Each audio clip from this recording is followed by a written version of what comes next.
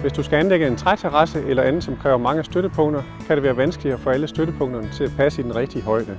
Derfor kan du anvende stolpebæren her, som er justerbar i højden. Du kan anvende stolpebæren til mange formål, også til carporte, skure og den slags, men husk altid at bygge det forskriftsmæssigt.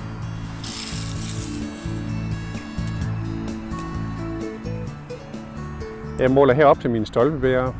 Hvor mange stolpebærer, hvor tæt de skal stå, det afhænger af de krav til styrke.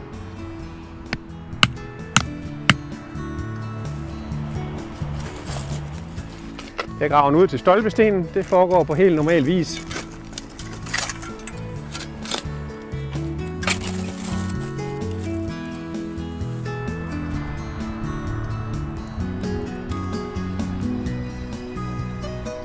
Jeg har nu gravet hullet. Det er lidt for dybt, så jeg kan fylde lidt småsten ned i hullet, så står stolpestenen mere stabilt.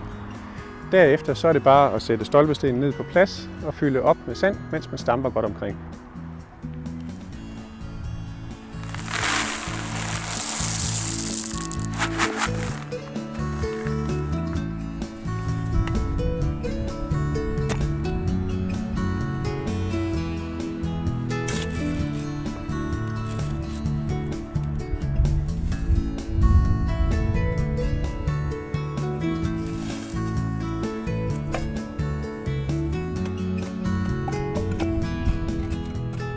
Nu er stolpebæren i jorden, og vi er klar til at montere tømmeret.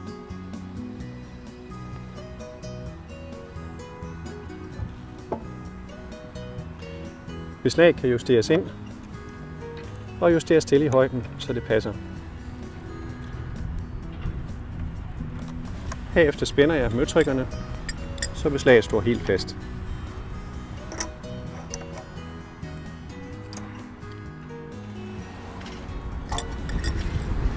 Nu kan jeg fortsætte med at bygge resten af terrassen på samme måde.